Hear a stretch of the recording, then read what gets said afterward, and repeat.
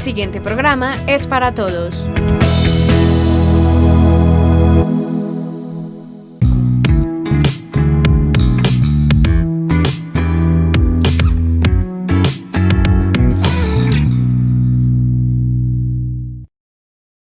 Bienvenidos al mundo del café. En programas anteriores estábamos desarrollando todo el tema que se debe tener en cuenta para la producción de café de alta calidad con una alta rentabilidad. Entonces, ¿en qué íbamos? Bueno, estábamos determinando la dulzura del café, el instrumento que se necesitaba para determinar la dulzura del café, los azúcares en el café. Bueno, entonces tenemos que, para tener una recolección efectiva de nuestro grano, es muy importante que el caficultor sepa cuál es el grado de madurez óptimo de su variedad y de su finca. Entonces, para eso lo que debemos utilizar es un refractómetro.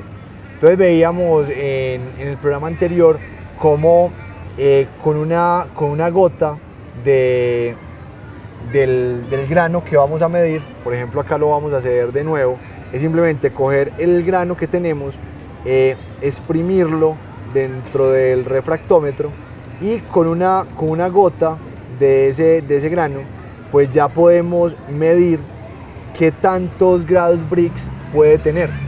¿Y qué es lo ideal? Que podamos recolectar el grano en la mayor cantidad de dulzura. ¿Por qué?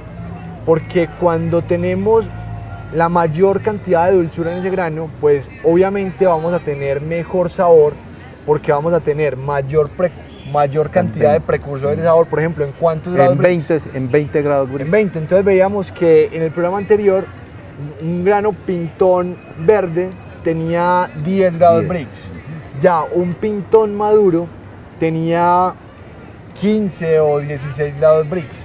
Ya un grano más maduro tiene 20 grados Brix. ¿Qué es lo ideal? Que logremos en el café una cantidad de grados Brix de por lo menos 24 o 25 grados Brix, que es una dulzura que nos va a garantizar o nos va a dar pie a una mejor calidad del café. Porque se ha encontrado una correlación entre los mejores cafés del mundo y la cantidad de grados Brix que tienen. O sea, que se ha encontrado una correlación entre mayor cantidad de azúcares y mejor calidad. Y aparte de eso, hay otra cosa muy importante que a los caficultores que producen volumen les interesa. ¿Usted qué cree que pesa más? ¿Un grano pintón verde o un grano maduro? ¿Qué tiene mayor peso? El grano maduro, creo yo. Exacto, entonces se ha medido que los granos a medida de que van madurando van ganando peso, ¿sí? Y obviamente como los caficultores venden es kilos de café, entre más pesado esté ese grano, pues más dinero van a ganar.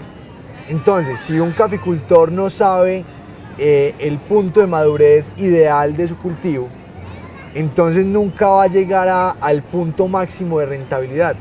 Porque si no mide cuántos granos verdes o cuántos granos pintones o cuántos granos pintones maduros recoge, pues no va a saber cuánto está dejando de ganar. Porque más o menos un grano verde pesa 40% menos que un grano maduro. Entonces imagínense una persona o un caficultor que recolecte más del 10 o del 15% de granos verdes, pintones maduros, pues está dejando de ganar plata porque no está dejando de desarrollar ese grano en su totalidad y le está perdiendo peso a esa recolección. Sí, allá iba mi pregunta, la siguiente pregunta, ¿qué repercusiones económicas tiene el recolectar bien o mal el café? Entonces lo que veníamos hablando, si no dejamos que ese grano llegue a su punto de madurez ideal, pues ese peso de ese grano va a ser mucho menor, entonces le van a pagar menos por ese café. Porque la relación que se tiene entre las cerezas recolectadas y el grano pergamino seco, que es lo que vende el caficultor, es una relación de 5 a 1. O sea que usted tiene que recolectar 5 kilos de cereza para tener un kilogramo de pergamino seco. Pero si usted esa cereza la recolecta mal y recolecta en su mayor proporción granos pintones, granos verdes, entonces no va a llegar a una buena relación, va a tener que recoger más cerezas para llegar a ese mismo kilo de pergamino. Entonces eso es una medición que debería hacer un caficultor en cada recolección, saber qué porcentaje de granos maduros, qué porcentajes de granos pintones maduros, qué porcentajes de pintones verdes y qué cantidad de granos verdes está recolectando, porque ahí perfectamente puede tener gran parte de su rentabilidad en juego. Bueno, entonces ya con el café recolectado, ¿qué más cuidados debe tener el productor de café? Bueno, antes de pasar a esa parte, hay que tener muy en cuenta que el gran grueso de los caficultores en Colombia se preocupan por el precio del café, ¿cierto? Usted siempre los ve preocupados es por el precio. Y el precio es lo que menos pueden controlar, ¿sí? Porque el precio está dictado por la especulación que se da en la bolsa de Nueva York más el valor de la tasa representativa del mercado, que es el dólar, ¿cierto? Y eso no lo puede controlar un caficultor. Lo que sí puede controlar, por ejemplo, es su recolección. Y miren todo lo que puede ganar en cuestión monetaria recolectando bien su café. Entonces miren que hay que empezar a preocuparnos por lo que realmente sí podemos controlar y donde podemos empezar a intervenir, ¿sí? Sí. Entonces, cuando ya tenemos el café bien recolectado, empezamos ya al tema del beneficio, ¿sí? El beneficio es quitarle esa carnosidad, esa pulpa al café y empezar el proceso de despulpado. Entonces, ¿qué hay que tener en cuenta en el despulpado? Hay que tener en cuenta la calibración de la máquina, ¿sí? Porque resulta que la despulpadora puede también dañar esa economía o esa rentabilidad del negocio. ¿Cómo la puede dañar? Si una despulpadora está mal calibrada, empieza a botar granos sanos a la pulpa. Entonces le cuento, por ejemplo, un experimento que hicimos en una finca en Andes. Fuimos en una cosecha y fuimos y contamos los granos sanos que estaban cayendo a la pulpa. Entonces nos fuimos con la caficultora y cogimos 200 pulpas y miramos en esas 200 cascaritas de café cuántos granos sanos había. Entonces encontramos 8 granitos sanos de 200. ¿Eso es una proporción alta o bajita? De 200 encontrar 8. Pues me parece que es bajita, pero siempre es alto para si se quiere sacar el 100%. Bueno, entonces, efectivamente, la caficultora dijo, bueno, pero 8 granitos en 200 es relativamente baja.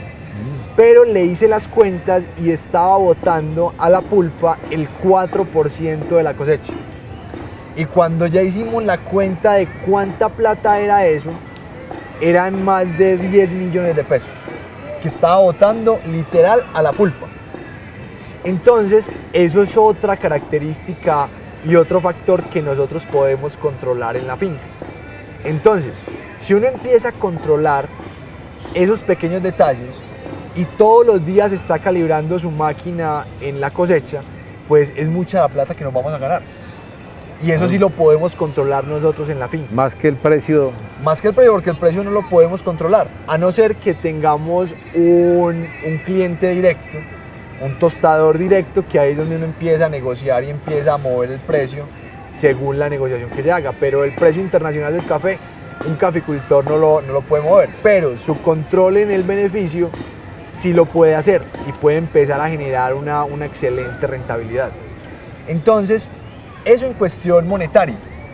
Y en cuestión de calidad, cuando una máquina está mal calibrada, empieza a morder los granos, empieza a dañar ese pergamino y empieza a matar el embrión de esa semilla, ¿sí? de esa semilla de café. ¿Y qué es lo que empieza a hacer un organismo después de que se muere? Por ejemplo, si le matamos a ese embrión, a esa semilla, ¿qué proceso empieza inmediatamente después? Se empieza a dañar más rápidamente. Exacto, se empieza a descomponer. Y ahí es donde se genera un defecto en el café que se denomina reposo. Entonces, cuando un caficultor lleva su café a que se lo evalúen sensorialmente y el catador le dice, no, es que este café está reposado, probablemente ese embrión de esa semilla esté muerto. Y uno de los puntos donde se puede matar ese embrión es en un daño mecánico causado por esa despulpadora mal calibrada. Entonces ahí se va afectando también ya la parte de calidad de ese café. Entonces ahí ya tenemos el despulpado. O sea, se debe tener una despulpadora bien calibrada. Exacto. Bueno, ya después del despulpado, ¿qué sigue? Bueno, entonces ya despulpamos el café, ya lo tenemos súper bien calibrado, ya no estamos botando granos sanos a la pulpa, ya no estamos matando los embriones en una mala calibración de la despulpadora. Ahora sigue la fermentación. Entonces resulta que el café, cuando se despulpa, queda con una capa viscosa alrededor del pergamino. Eso se llama mucílago. ¿Sí? Uh-huh. Y ese mucílago hay dos maneras de quitarlo, ¿sí? Uh-huh. La forma mecánica con una desmucilaginadora o de manera natural con fermentaciones controladas, ¿sí? Entonces ahí hay una parte muy importante para la calidad y tanto para las fincas grandes que quieren manejar volumen.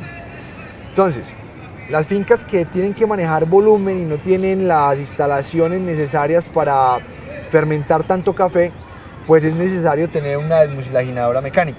Uh-huh. Pero en esa desmucilaginadora también es importante tener una muy buena calibración. Por ejemplo, esa desmucilaginadora empieza a rayar ese mucílago, a limpiarlo, pero resulta que eso es una malla metálica. Y si esa desmucilaginadora no está bien pulida, genera cortes en el grano. ¿Y qué pasa cuando se generan cortes en ese grano? Se puede dañar el embrión. Exacto, entonces se daña el embrión y aparte de eso se generan heridas en el grano. Y esas heridas son la puerta de entrada para microorganismos que van a afectar la calidad del café. Uh-huh. Entonces, recomendación para los caficultores que tienen desmucilaginadora: antes de empezar la cosecha o antes de empezar un despulpado, metan la mano dentro de la desmucilaginadora y si sienten como puntas filosas, pues es necesario limar por dentro y evitar que tengan esos filos para que no tengamos esos problemas de daño mecánico en la desmucilaginadora. Bueno, entonces, por ejemplo, la fermentación en sí es sacarle el mucílago a la almendra. Ahí vamos en la desmucilaginadora que lo hace mecánicamente, ahí no hay fermentación. Eso. Ahora pasamos a la fermentación en sí, que es por medio de microorganismos que se va degradando ese mucílago. Y este proceso para los cafés de altísima calidad es fundamental, porque en la fermentación se generan sabores en el café. Y ahí es donde tenemos que controlar algunos elementos de la fermentación. Entonces, ¿qué tenemos que controlar en los tanques? Primero, la temperatura. Entonces, ¿a qué temperatura vamos a fermentar nuestro café? Porque a diferentes temperaturas se van desarrollando diferentes microorganismos. Y esos diferentes microorganismos van a generar un sabor u otro. Por ejemplo, cuando tenemos fermentaciones a temperaturas mayores de 25 grados, uh-huh, las bacterias que se van a formar en ese tanque son bacterias ácido-acéticas. Entonces van a producir ácido acético. Ácido acético. Que el ácido acético es el vinagre. Vinagre. ¿Sí? Uh-huh. Entonces, si tenemos fermentaciones por tiempo muy prolongado, con temperaturas altas, ese café nos va a saber a vinagre. ¿Sí? Uh-huh. Pero si tenemos fermentaciones controladas a temperaturas entre los 15 y los 20 grados centígrados, ya las bacterias que crecen ahí son diferentes, son bacterias acidolácticas. Entonces ese café va a producir una acidez láctica, que es parecida a la del yogur, muy agradable en un café. ¿Sí?